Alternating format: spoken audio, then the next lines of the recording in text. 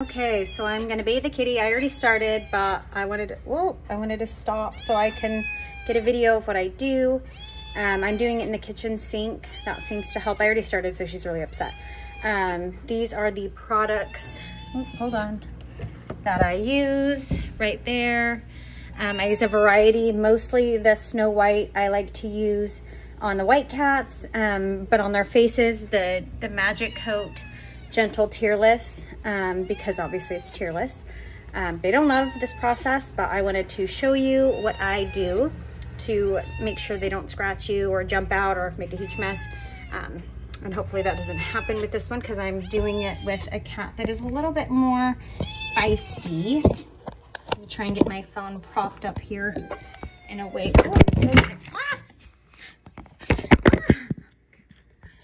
All right, just kidding. Let's try this again, now that I've knocked all my soaps in. So I fill it about this much, and it needs to be warm, but not hot at all to the touch. Their skin is more sensitive. It's covered by fur, so really a cool, warm is gonna be best. Like I said, I already started, so she's wet already, but I ran and grabbed my phone and decided to do it this way. So I like to get a rinse under here, because their fur, it takes work to get into the thicker parts of the fur. So I dip them. I actually also add a drop of Dawn dish soap to the bath water. It is safe for animals, and it degreases any fur, which can help with matting. I want to make sure I clean in between the paws there. So I like to get a good solid rinse, because even on like this side, you see when I pull up the hair, that's all dry. So that's all where it wouldn't get to. So it really takes a pretty solid scrubbing to get her in there. And she's, like I said, you see how she's kind of jumpy. They usually don't scratch too much. I hold the paws kind of like this. They will jump with their legs, so you can hold both their paws and their legs back like here and kind of give them a rinse underneath there to start. But I usually sit them down and just make sure you have a firm grip, but obviously not hurting them, but to kind of get started. Now the water's getting a little bit deep. Sometimes I'll take them, hold them like this, and kind of dip them in. Do not get their face under the water, of course. Just be really careful with that. I then turn off the water and will get my shampoo, whichever one I'm using, and just start kind of scrubbing on them. They will at times try to jump out. She is a more feisty one, so I'm surprised she's actually handling this a lot better than I had anticipated.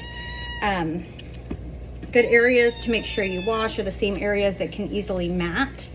So underneath the armpits here, underneath in the thighs, and obviously you want to make sure their private parts are clean, because they can get stuff stuck to them, especially even their feet. In between the toes is really important, depending on, well, for all of them anyway, but also depending on what type of litter you have. Sometimes it can get kind of stuck in their paws, and you want to make sure you get that all out.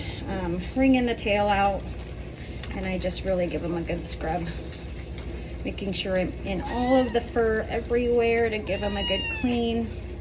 I then stick them down, rinse my hand off from that shampoo, and then I use my hand and just get water and wipe the face to get it wet and clean the eyes. Try and avoid, obviously, the nose, where their nose can get stuck in water as they're sniffling, trying to get away, but making sure those spots where they could potentially have any tear stains gets really clean. She doesn't have too many, but for some reason she does get like a couple spots on her nose, so I really try to pay attention to that. You want to make sure you get it really wet before you start scrubbing, because it can remove some fur if it's really stuck in there. But I like to give them a really good, you don't have to be afraid of scrubbing their face. They need to get clean. They don't love it, again. And then I will, for their face, come in with this, the tear free. I'll put just a little bit on their heads and kind of rub it around under here, get their face. I do kind of rub like that on the front. Make sure you give them a good scrub. And then again, rinsing rinsing with my hand, so not dumping water over their head. Now you see how funny they look. But giving them a good solid clean from just using your hand is best on their face, not ever submerging them or getting too much water on them. But you don't want to be afraid to clean their face because it's important.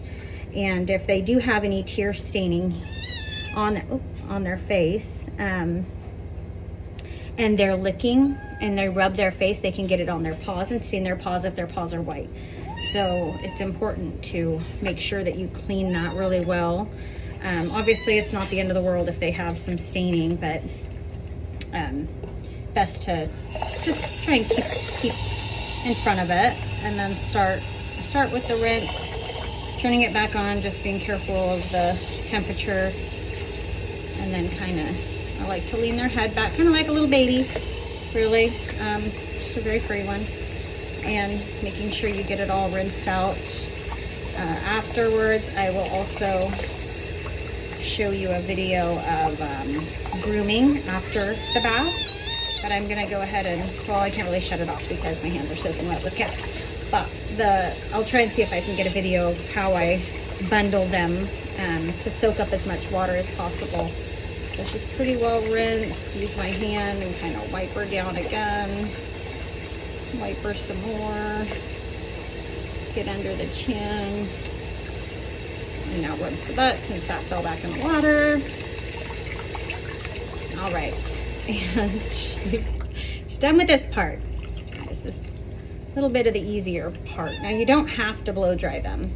I do because it helps fluff the fur. It helps make sure I've caught any little tiny snags of hair, but it's not a requirement. And then let's see if I can, oh, yes, I know, you're, okay. So I leave towels next to it, and then I really roll them like a burrito. I lay them down, I flip it over them, tuck them all in there, and roll them.